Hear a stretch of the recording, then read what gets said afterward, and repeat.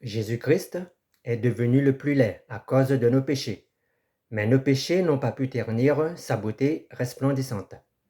Jésus-Christ est décrit dans la Bible comme le plus beau des fils de l'homme, selon Psaume 45, verset 2, ce qui fait référence à sa beauté morale, à sa justice, à sa patience et à sa perfection spirituelle.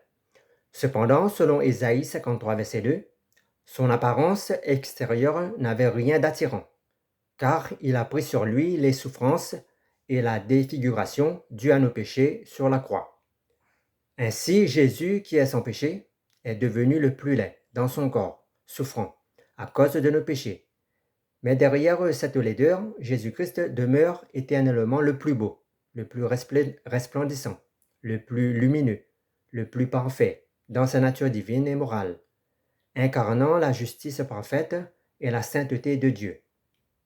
Cette tension entre sa beauté extérieure défigurée, à cause de notre culpabilité, et de sa beauté intérieure parfaite, illustre la dimension incomparable de l'amour de Christ, manifesté envers nous.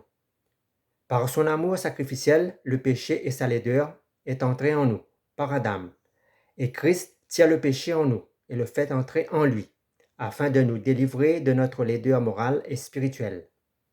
En prenant nos péchés, nos fautes sur lui, par son sacrifice et son sang, Jésus nous rend saints. Il nous rend beaux dans notre nouvelle nature en lui. Comment la souffrance de Jésus est-elle liée à sa beauté?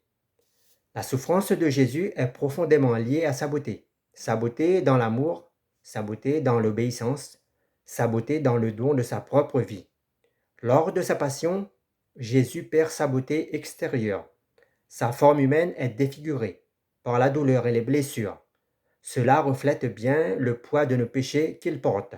Cette défiguration physique ne signifie pas une perte de beauté au sens spirituel. Au contraire, la beauté de Christ se révèle avec éclat dans son sacrifice, par sa fidélité et son amour pour les hommes jusqu'à la mort, transformant sa souffrance en une beauté plus profonde, c'est-à-dire celle de la vérité et de l'amour parfait. Jésus réalise pleinement Jean 3,16. Ainsi, la beauté de Jésus ne se mesure pas à son apparence physique, mais à la beauté intérieure de son don total, qui éclaire et transforme la notion même de beauté. La beauté de Christ est définitive. Sa beauté est définie par l'amour et la connaissance de Dieu, et non définie selon les critères du monde. Autrement dit, derrière les marques de la souffrance de Jésus se cache une beauté spirituelle insaisissable par les yeux, pour les communs des mortels. Mais cette beauté de Jésus est accessible par le cœur et la foi. Cette beauté blessée est la voie par laquelle le Christ révèle la vérité de l'amour divin et la rédemption de l'humanité. Comment la beauté de Jésus-Christ est-elle liée à son éclat lumineux? La beauté de Jésus est liée à son éclat lumineux dans la mesure où sa beauté dépasse l'apparence physique pour refléter la lumière intérieure de sa nature divine. Jésus est décrit comme la beauté même de Dieu. Il est celui qui reflète parfaitement la beauté de Dieu, incarné.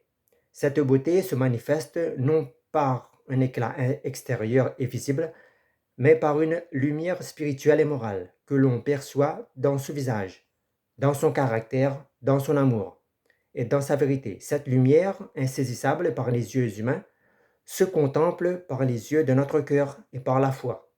Cela traduit la simplicité, l'humilité et la sainteté de Jésus. Même dans la pauvreté ou la souffrance, Jésus reste beau. Cette beauté n'est pas défigurable, elle est inaltérable et éternelle. Autrement dit, l'éclat lumineux de Jésus est l'expression de sa beauté divine qui illumine nos âmes et nous invite à une transformation intérieure, loin des critères matériels ou esthétiques habituels. Conclusion, la beauté de Jésus transcende toute apparence extérieure pour éclairer le monde par sa vérité et sa sainteté. Pourquoi Jésus est-il décrit comme ayant une apparence défigurée?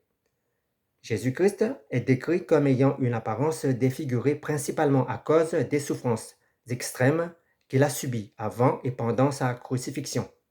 Le prophète Ésaïe annonce que le serviteur souffrant n'avait ni beauté ni éclat, propre pour attirer nos regards, et que son visage serait tellement marqué par la douleur qu'il serait défiguré, méconnaissable, différent de celui des hommes, selon Ésaïe 53, verset 2 et Ésaïe 52, verset 14.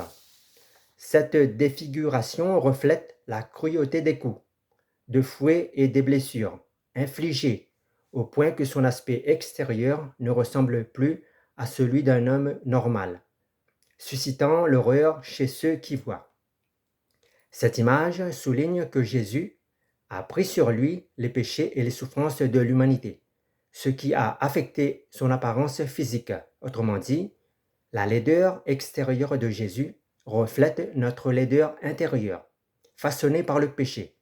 La Bible ne donne pas de description précise de son visage avant la passion, c'est-à-dire avant la croix, mais la parole insiste sur son aspect humble et ordinaire, tel un agneau qui se laisse conduire à l'abattoir sans révolter. La défiguration de Jésus est donc liée à son sacrifice, car le but de son sacrifice, c'est de faire sortir le péché en nous, c'est-à-dire de débarrasser notre nature originelle du péché, afin de faire entrer nos péchés en lui, car lui seul peut détruire nos péchés, c'est-à-dire les œuvres du diable en nous. Par cet acte, Jésus devient le symbole parfait de l'homme des douleurs, marqué par la souffrance pour le salut de l'humanité. Par ailleurs, les représentations traditionnelles de Jésus, avec des cheveux longs et la peau claire, sont historiquement inexactes.